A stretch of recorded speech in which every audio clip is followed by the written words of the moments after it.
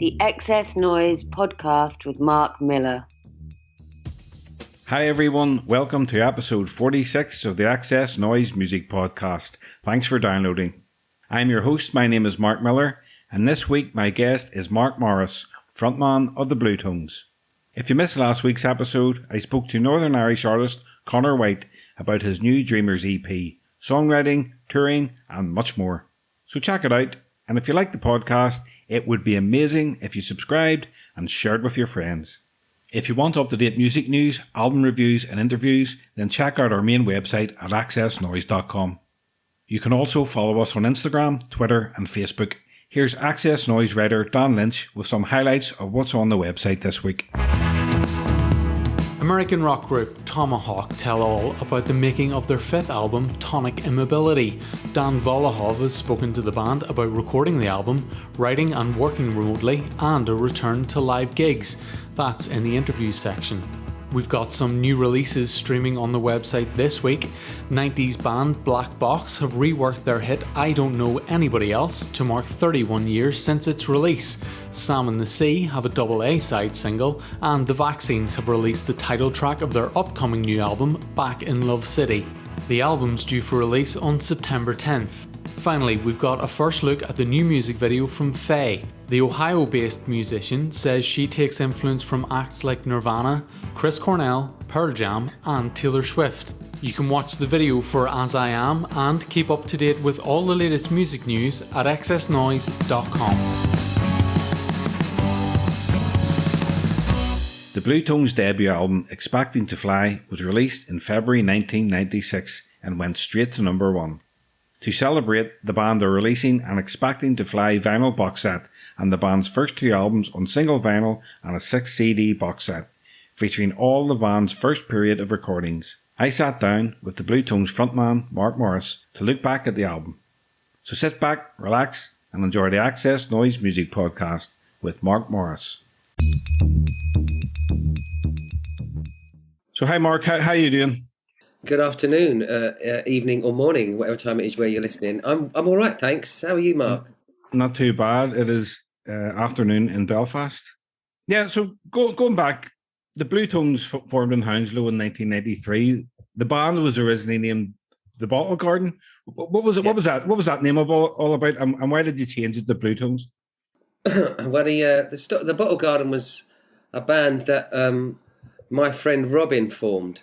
And it was already in existence when Scott and I joined in 1989. And it was Robin and this other guy called Luke, who played guitar. And I brought in my brother and my friend Greg, who played drums. Because Robin and I met at a gig, and I was desperate to join a band. And when I found out he had a band, and Robin was like such a cool dude and a nice guy to get on with him, and all that enthusiasm and energy that he had for getting things done. So I joined his band. So the Bottle Garden was Robin's band, and we gigged together for about 2 or 3 years, and then it kind of broke up. And Scott, myself, and Adam, who'd also we'd recruited at that point, we stayed together and continued writing songs together, and that is the band that eventually became the Bluetones. And what were you doing before you joined the band? I was at college. I was pretty young. I was 17 when I met Robin, and so I didn't really do anything. I've not really had a real job, Mark. I was at college. I know. I had a few sort of crummy jobs in my teens, and we hatched a plan where we all got fired from our jobs at the same time, and that allowed us to be able to sign on unemployment job seekers allowance and get housing benefits. So we had our rent covered, so we could just concentrate on being in the band full time. And we had a garage in the garden, and we used to rehearse in there and make demos in there. And we just did that for a couple of years, kind of bummed around with no money for a couple of years, with this idea that we were honing our craft. I mean, it sounds ridiculous now looking back on it, but that's what we did. And lucky for us, we got a break. This year marks 25 years since you released your debut album, Expecting to Fly. Can you believe it's been that long? Yes And no. Yes, in as much as, like, when I think about it, it does feel like I've done a lot since, and that was something that was at the start of my journey in adulthood, if you want to call it that. But also, no, in the sense that those memories, particularly of the summer we recorded it, they don't feel like 25 years ago. They still feel so clear. And the whole experience of making the record, more so than touring it, does just feel like, it feels like it was about 8-10 years ago. It doesn't feel like 25, it doesn't feel like a distant memory. And can you remember when you actually got the record deal before you went in to record the album? Well, at the time, we were being sort of fated by a few different record labels. So every time we would gig, we would have somebody wanted to take us out for dinner, just to kind of woo us. We'd shared a house with a couple of members of Dodgy, and they'd signed to A&M Records, and Dodgy had put a couple of records out, and they hadn't quite broke the top 40 yet. They released an album, it didn't quite take in this way that a lot of people had hoped.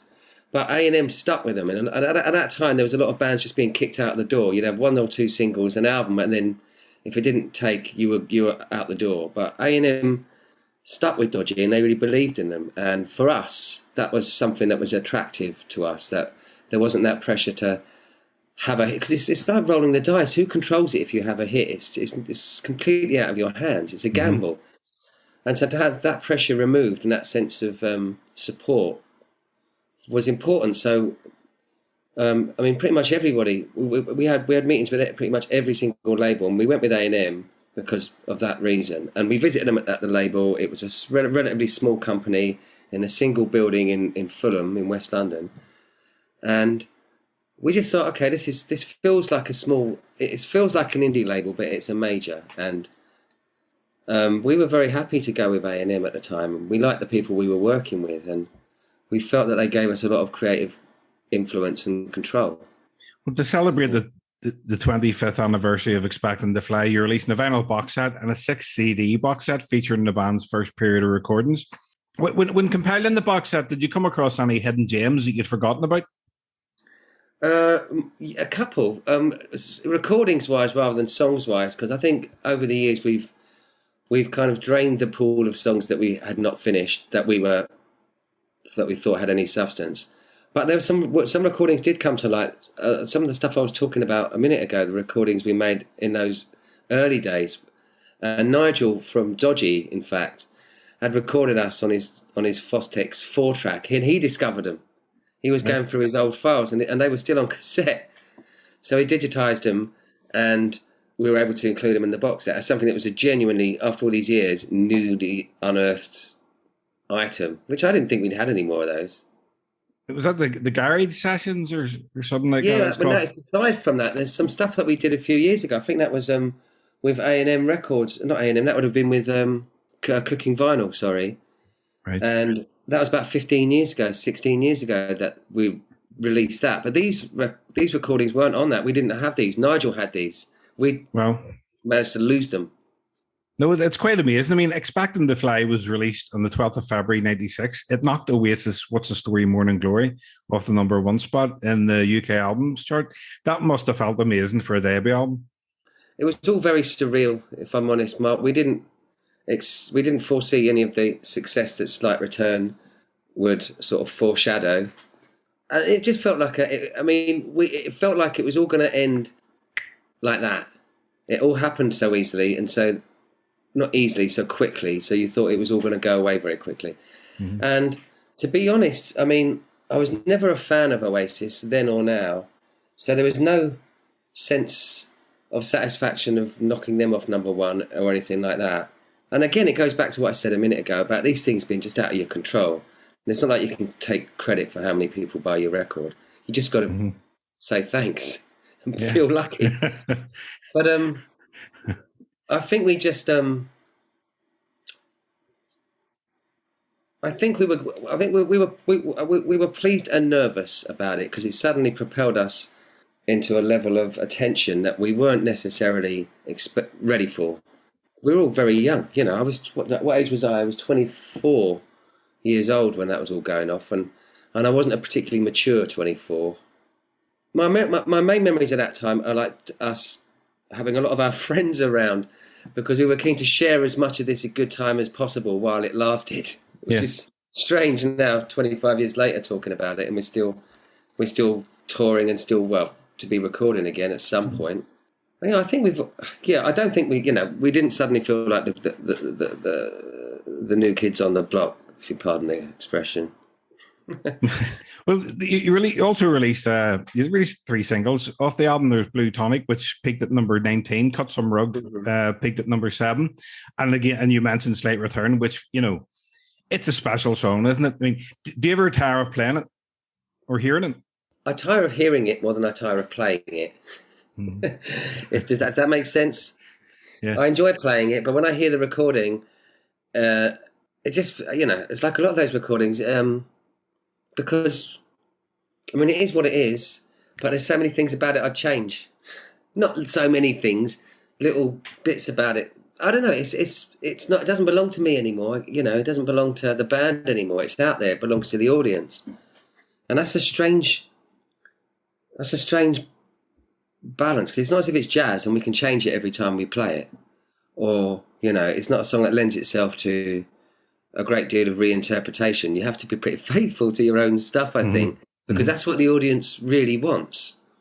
And what what as an artist, what you want, and as a performer, you want to challenge, you want to feel challenged, but you also want to entertain.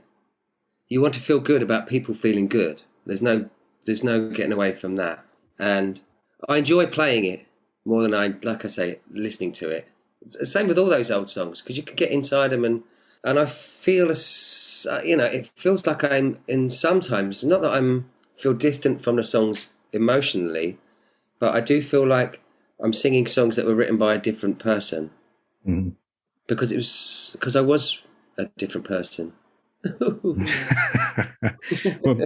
so talking about entertaining, I also really enjoyed the video.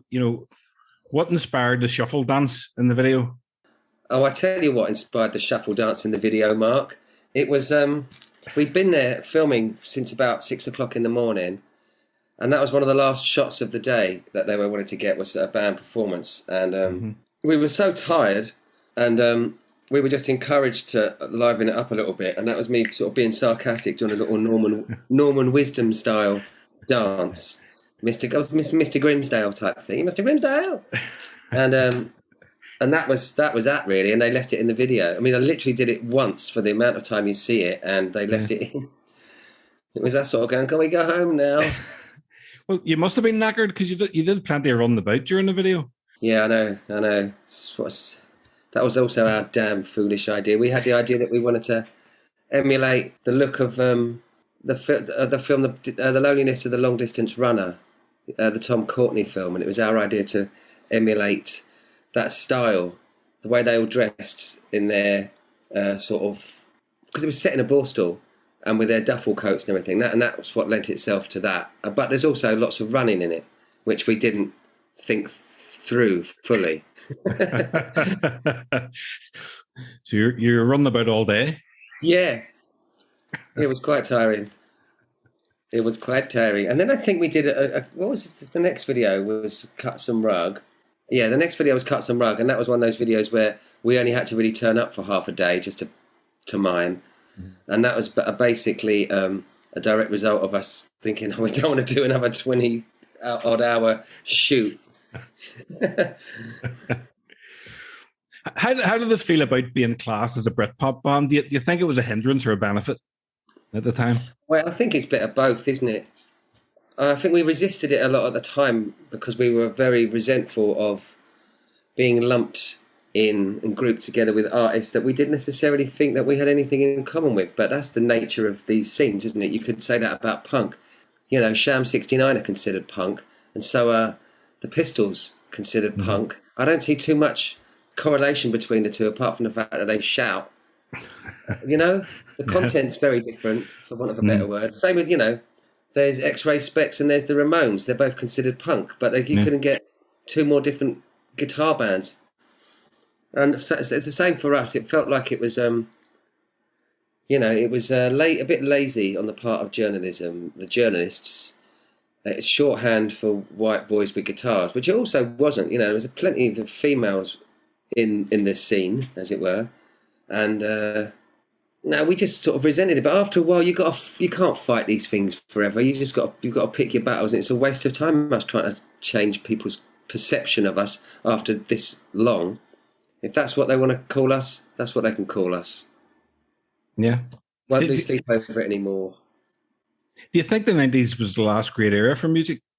Well, it's difficult to say, isn't it? I think because it's my generation, it was my time, it's going to feel like the best time because it's when I was young. It's when we had all the energy in us and all the naivety and a lot to discover. So it does feel like a highlight. But you ask someone who's 10 years younger than me, and they'll probably tell you it was the early noughties when it was the Arctic Monkeys and the Strokes, and that new scene came along.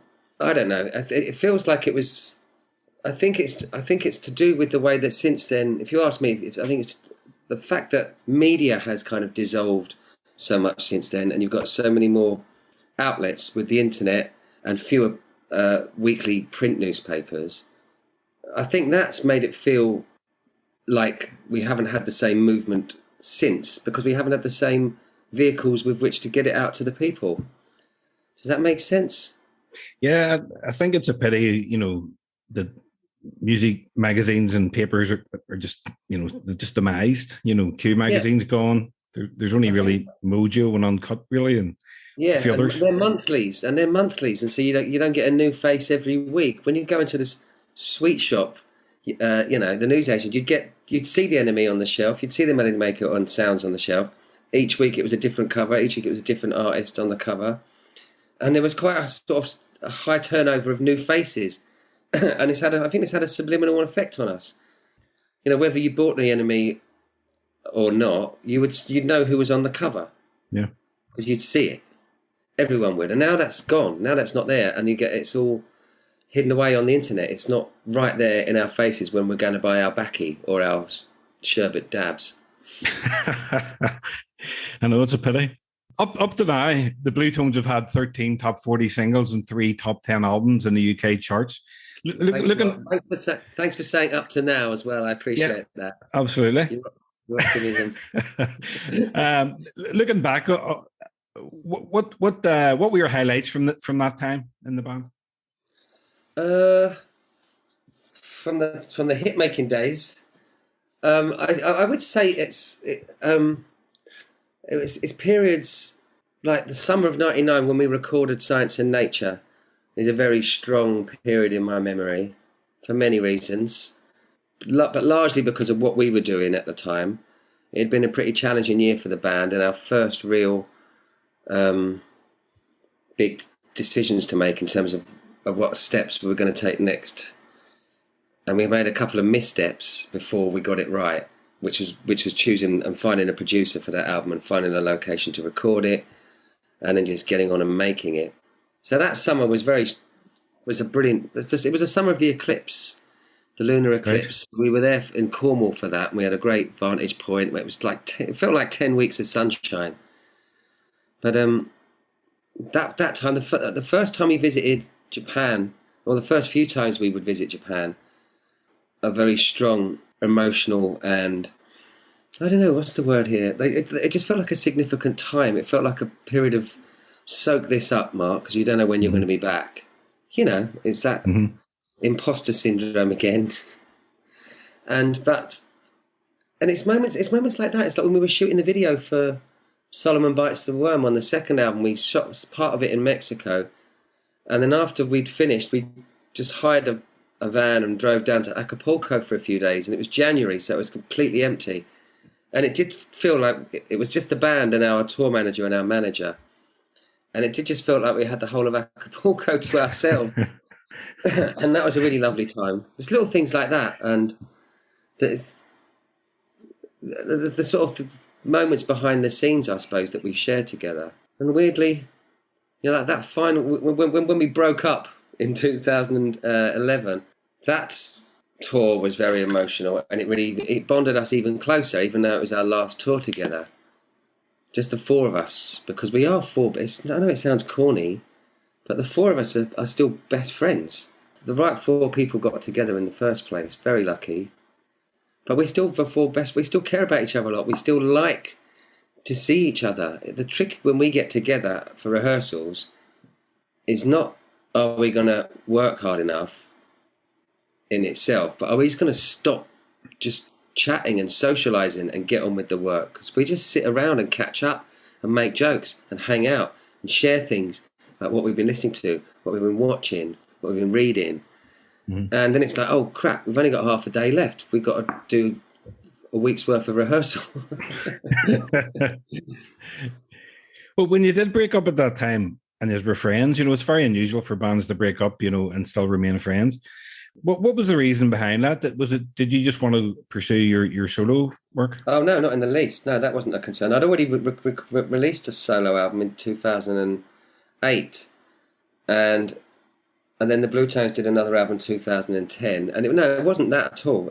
There was no conflict of interest for me, and I don't think anyone in the band felt a sense of threat from me doing that. It was because behind the scenes we'd had a couple of a few disheartening experiences that had happened in the space of about 4 years. We were embezzled by our long-time manager and someone who'd been with the band from the very, very early days, before we were signed, before we were playing gigs in London, that sort of thing. And he just stole hundreds of thousands of pounds off of us and left us in a real hole. And we got through that. We stuck together. We got through that. He left us with so much debt. Not only did he rob us, he left us with huge bills, years of unpaid bills and people chasing us. So we worked our way through that and got back on an even keel. And then we were approached by new management and they promised us the moon. We got our own recording studio here out in the middle of the countryside. You can use it anytime you need. It's all those temptations, but that didn't materialise. It did materialise, but it wasn't what it promised to be. And after we'd recorded A New Athens, our sixth album, which in the band we felt it was our favourite record out of our canon. It still is mine, I have to say. Mm-hmm. Yeah, it's a good album. It was just the way it was treated by our own management, with such disdain, and they had no ambition for it. And it's like, this is not what we signed up for, and it felt like our band was just being milked and not helped to kind of grow again. And so rather than see our little baby be kicked around a bit, we decided to put our toys away and leave it as it was before things got, as we thought they might, like even worse for us. As it turned out, we announced a farewell tour and everyone came out in the woodwork to see us. Always the way. Like, you bastards. Where were you 18 months ago? Always the way. Well, you're back out on the road, doing a cool headlining tour with Sleeper in August, and you'll be playing Expecting to Fly in full. And Sleeper will be playing their album Smart, which is 25 years old. How much are you looking forward to those shows? Very much indeed. Not only for like the reasons I may have mentioned before, like just seeing my buddies again, because I've not seen my brother for almost 2 years because he lives in Tokyo. But just playing with those guys, I mean, I've kept playing over the course of this last 12 months, doing things at home and recently going out again a little bit. But those are my boys, that's how it feels like. I love getting in a room with those guys, and I love the way we play together, and I love the way we all, we'll be rusty as hell at first, but when it all starts to sit, there's no better feeling for me than making that music. As corny as it sounds, it's still true. I think you have to have that. I think you do have to have that real. You have to get pleasure from it, otherwise you can't. What's the point? Mm-hmm. What is the point? And if you can't get pleasure from this, then I don't know. Well, are there any plans to write a new album when the tour finishes? Well, that's the thing, yes. I mean, before all the world spun off its axis, we were going to be recording last year. And we were exchanging demo tapes demo tapes as if there's tapes, but we're exchanging demos. Yeah. Things were starting to get some momentum we were going to go to Australia and Japan, then come back, and we're going to record three EPs rather than one album, and do it that way, because with the nature of, for a number of reasons, but all of them are creatively motivated, and it's to get the best out of us. So I think if we went into the studio now to do 12 or 14 songs, I don't think it would be the best way for the Bluetones to work at this point, because some of us have got young families and that, and it's not like we can just disappear like we could have done a decade ago. Yeah. And so I think we have to record things piecemeal now, 3 or 4 songs at a time. And I think that's a good way of us working, means we can also, because I've been making records continually for the last 10 years, these cats are out of practice. So this gives them a chance to not take on too much, I think. Focus on 3 or 4 songs, then the next 3 or 4 songs, then the next 3 or 4 songs, and do it that way. And that way I think each release can be the best it can be. Yeah, a lot of bands seem to be doing that these days, just recording EPs, and rather than albums, because albums seem to get lost very quickly these days. Yes, that's also true. I know the Pixies did it recently, didn't they? Yeah. And I thought, and for me as a consumer as well, it was quite a nice way for me to get nice big chunky sizes of Pixies without having to get my head around a whole album. Yeah. I know it sounds lazy, but I think I was just busy at the time. And that's completely lazy and selfish. What sort of sound have you got with the demos you've written at the moment? They're quite Bluetones-y. I mean, not so much the jingle jangle, but the groove is there. Actually, the songs that Scott was writing were quite sort of like American college radio from about, a bit Sonic Youthy, a bit. I know it sounds weird because we're talking about the Bluetones here. Some, one of them reminded me of Sonic Youth. One of them reminded me of that band Beach House. I mean, but they're all American stuff, all American sounding stuff that he's coming out with. The stuff I'm doing is a little bit more psychedelic, and the stuff that Adam's doing is a little more riff orientated. But that's just the demos. We haven't had a chance to get together and muck about with them yet, and play with a few different feels and that sort of thing. So I'm excited at the prospect, but I don't know when that's going to be now. I think it's not going to be till next year, sadly. Well, I really enjoyed your last solo album. It was really good. Are there any plans to write any more solo tracks to put out? I have been writing with both the Bluetones and myself in mind, but I'm also doing a project with Chris Helm from the Seahorses and Nigel Clark. That man, again, I've mentioned him for the 3rd time now. With him, we formed we were playing some gigs together last year and the year before. The year before last and the year before that, going out as like a triple bill thing. And we started sound checking together and singing some cover versions together and the harmonies worked very naturally. Nigel sort of goes to a top, Chris goes a bit lower, and I go somewhere in the middle. We just thought, let's try writing some songs together. And about last September, when we had the chance, we rented a house for a week and just exchanged ideas and made some recordings, and they all sound pretty good. So the next thing is going to be that record. I mean, I was intending to write another Mark Morriss solo record at some point, but I've got my buddies to think of first, the band, and then I make it sound like I'm carrying them all. Lots going on. I look forward to hearing that as well. Yeah, a lot is going on. So I've got the Morris, Clark and Helm. I've got another album coming out that I'm associated with in August, The Helicopter of the Holy Ghost. Wow. The album's called Afters, and that's a project 20 years in the making. What can I say about that? That's a very different sounding record. I didn't have anything to do with the writing on that record. I just sang the songs and helped a bit with some of the arrangements and some of the recording, but they're not my songs, so I can say without any sense of boastfulness that it's a brilliant record. I look forward to that as well. I'll add that to the list. I've got 4 things. It's myself, the band, the Helicopter, and the Morris, Clark and Helm. So that's 4 projects. It's ridiculous. Yeah, just a couple more questions, Mark. I like to ask my guests the following questions. Out of all the music in your collection, which artist or band do you have most albums by? Oh, that's a good one. I think it's a toss-up between Led Zeppelin and the Beatles in terms of I've got them on multi-formats. I've got Led Zeppelin on cassette, LP and CD, and the same with the Beatles. So probably the Beatles, actually, because they released more records, didn't they, over their existence? Yeah, probably the Beatles. I'm sorry, it's not more boring. It's not more interesting. Stephen Malkmus is pushing them close. I've got every single Stephen Malkmus release. And God, what else? Who else am I completest of? And the Smiths, probably.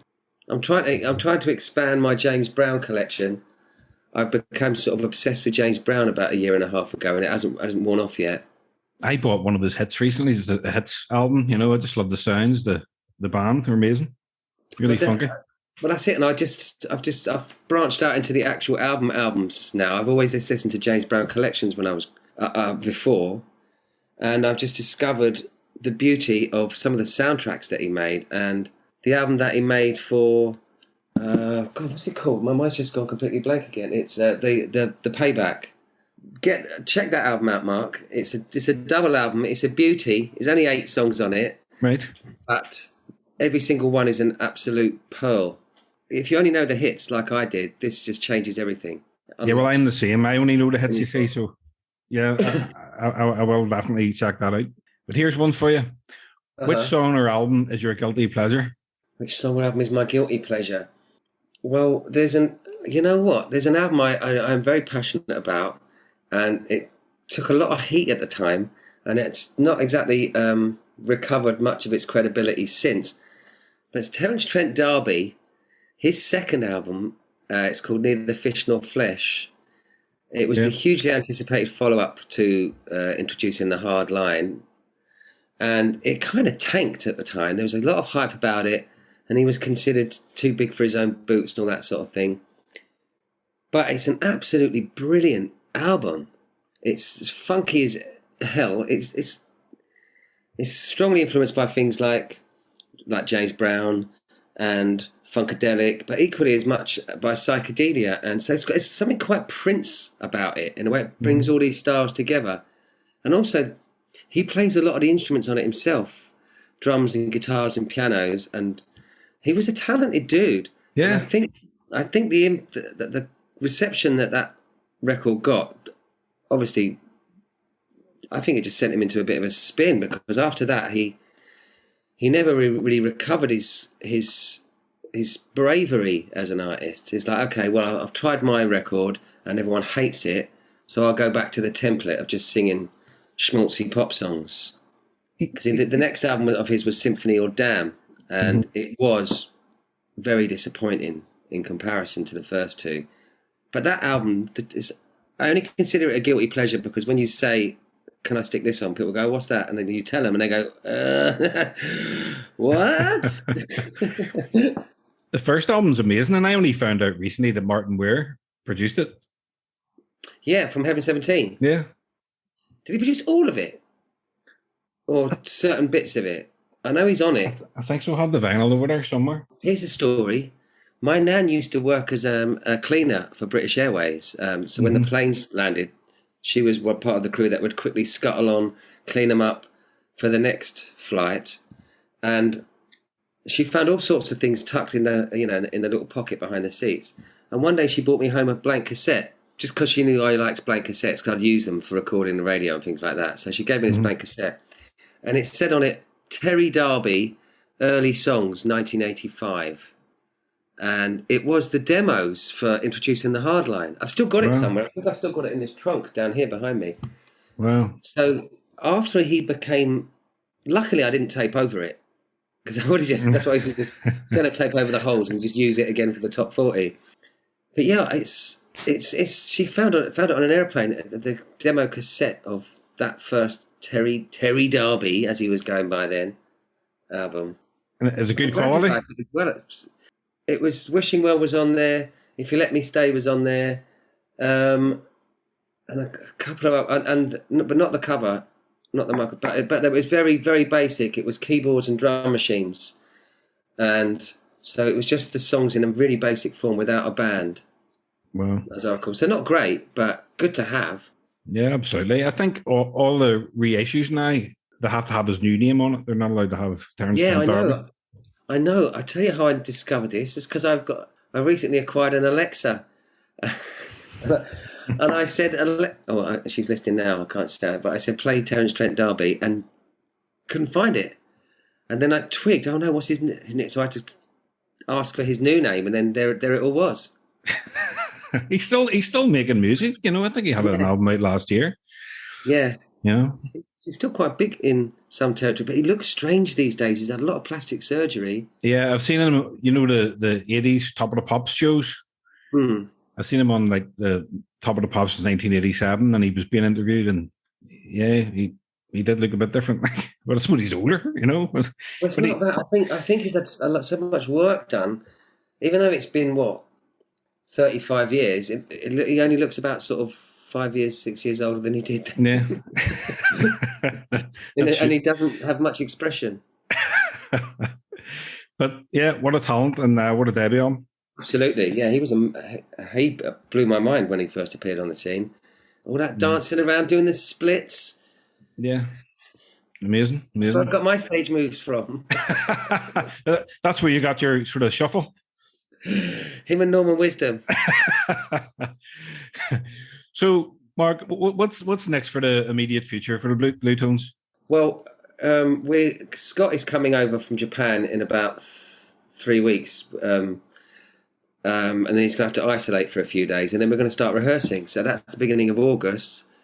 As you said, we've got the tour throughout August, and I suppose when we're together for that month, we'll be able to sort of make a plan for next year about how we want to, what we'd like to do next. Because a year or so ago, we were planning to do these recordings, and now I've got these other projects on the go. So it's just a case of squeezing it in around me. I know it sounds terribly selfish, but we will. Once I've got these other things done, the Bluetones is my priority. It's my priority more than my own next record. I'm going to do this one with Chris and Nigel, and then the Bluetones is top of the list.